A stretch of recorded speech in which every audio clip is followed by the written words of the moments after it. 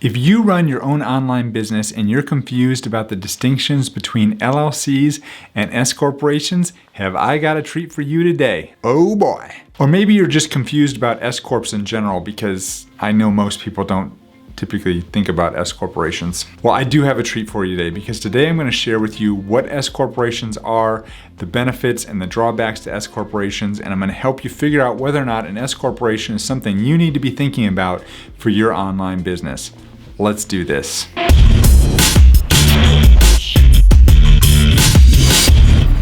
Hi, my name is Jim Hart. I'm the founding attorney here at Hawthorne Law, where we help online businesses get your legal house in order so that you can focus on what you do best, and that is building a business that truly matters in the world. And today I want to share with you everything I know about S corporations and LLCs so that you can make a decision about whether or not an S corporation is right for your online business. Let's jump right into it, shall we? Am I getting a little too enthusiastic about S corporations? I mean, I kind of geek out about this kind of stuff, you know what I'm saying? So if you are just getting started with your online business, or maybe you've actually been in business for quite some time now, you may have heard this term S corporation thrown around quite a bit. You may have even heard from some of your friends or colleagues or people that you're in business groups with or online Facebook communities with, that maybe an S corporation is something you need to think about. In fact, just today I was on a call with my business coach, basically, in the program that he runs, and he brought on his bookkeeper to talk to us about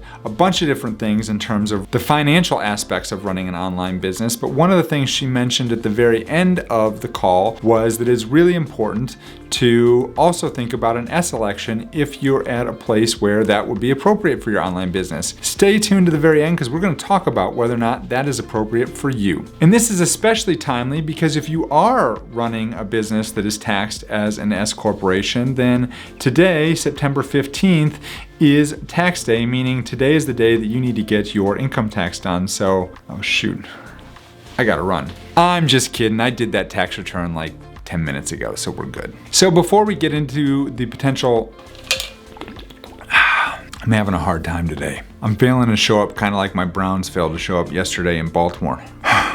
So before we talk about the benefits of electing an S corporation as your tax status, let's talk a little bit about what an S corporation is, as well as some of the drawbacks of forming an S corporation. Now, the first thing you really need to know about an S corporation is that it is not an actual business entity. It is a tax status, which means that you can be operating as an LLC, a partnership, a regular corporation, and with any of those business entities, you can elect to be taxed as an S corporation. However, if you are a sole proprietor, you cannot elect to be taxed as an S corporation. That is an important distinction that you must be aware of. Now, if you do decide that an S corporation is something you might want to look into, you need to be aware that number one, you can't have more than 100 shareholders in the corporation. It's really an LLC that you would have with membership interest, but regardless, you can't have more than 100 people owning the business. For most people that are running an online business, this is not going to be a problem. The second thing you need to be aware of is that all the owners need to be either US citizens or legal US residents, which means that if you're in business with somebody who lives abroad and is not a US citizen, then they cannot be a shareholder of your business if you decide to be taxed as an S corporation. This is an important consideration because I've actually talked to people that are in this exact situation,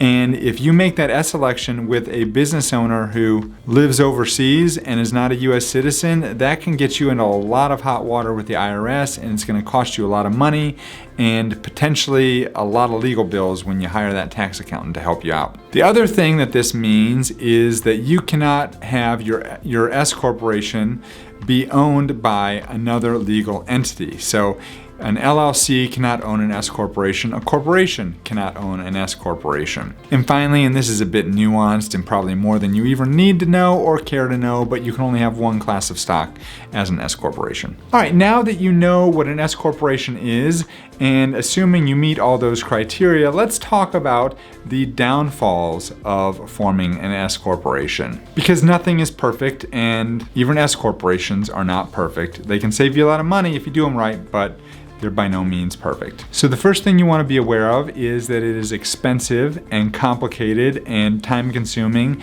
and did I mention complicated and expensive to form an S corporation, because you are now all of a sudden are going to need to pay yourself a payroll. We're going to talk about that more here in a second.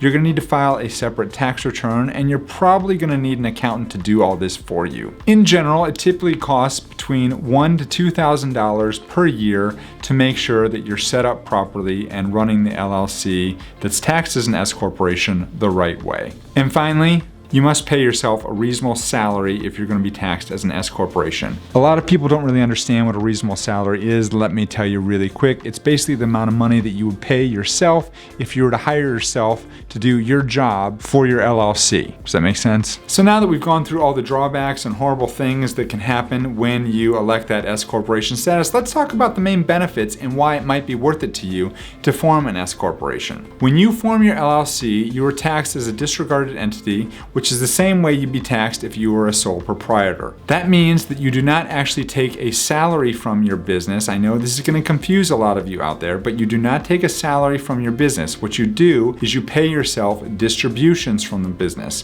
which means that once or twice a month or once a week or however often you'd like to do so, you're going to write a check from the business and deposit it into your personal account. And that's how you're going to get paid. Now, here's the thing about those distributions. They're subject to, number one, self-employment taxes, and number two, income taxes. So let's take a quick example. Let's say you make $100,000 per year in profit from your business. And let's say that you have not elected to be taxed as an S corporation. The fact that you have to pay self-employment taxes on that entire amount means that you're going to have to pay 15.3% or $15,300 in self-employment taxes on that net profit from your business. In addition, you're going to have to pay income tax on that money as well, whatever your marginal rate would be for the tax bracket that you're in. On the other hand, let's say you elected to be taxed as an S corporation, and let's say you also make that same $100,000 in net profit, but you decide to pay yourself $50,000 in a reasonable salary from the business and take an additional $50,000 in profit distribution. So in this case, you're only going to pay that 15.3% self-employment tax on the $50,000 of salary you pay yourself, meaning you're only going to pay $7,650 in self-employment taxes on that $100,000 of net profit from the business. And that's because the $50,000 you paid yourself in profit distribution is not subject to any type of self-employment taxes. It's only subject to federal income tax. But remember, even though you saved all that money in self-employment taxes, you still have to worry about hiring the accountant, filing the extra tax return, running payroll, and paying yourself a reasonable salary from the business, all of which costs a lot of time and money and just basically headaches. But it's probably well worth it if you're going to save yourself thousands of dollars in self-employment taxes. Does that make sense? So how do you know whether forming an S corporation is right for you? Honestly, I would look at the amount of money your business makes. If you're making at least $25,000 per year in net profit, then an S corporation is probably something you're going to want to look into. So how do you choose? Well, basically you need to look at the amount of money you're going to save by being an S election versus the amount of money you're going to save by electing to be taxed as a normal LLC. And here's the way that works. You know, the amount of money that you're gonna save as a S election. Why is this so complicated to explain? Basically, the amount of money that you're gonna spend as an S corporation is gonna be capped at $1,000 to $2,000 per year. It could be more than that when you add more employees and your business grows and things, but let's just say for the sake of argument, it's gonna stay around this level. However, if you elect to not be taxed as an S corporation, the amount of money you're going to spend on self-employment taxes is going to continue to go up and up and up. But you can bring that money way down by forming an S election. When you're just getting started in business, the thought of spending this amount of money on forming that S election is going to seem really daunting, especially when you're only paying this much in self-employment taxes. But over time, this amount of money is going to seem less and less in proportion to your overall revenue, and this amount of money is going to go way up. When you get to the point where this amount of money that you're spending on self-employment taxes outpaces the amount of money that you're spending over here to keep yourself compliant as an S corporation, then you want to look into forming an S corporation because it's going to make a lot more sense. All right, if you're into what I'm talking about, then you probably want to stay tuned because a week from tomorrow, I'm going to be hosting a live free training on Wednesday, September 23rd. There's going to be a link down in the description below to register for that. Also, if you're interested in what I'm talking about here with regard to LLCs versus S corporations, here's another video that talks about this subject in a little bit more detail. Hopefully you'll find that helpful, and I look forward to seeing you either on the training or on the next video. Take care, folks.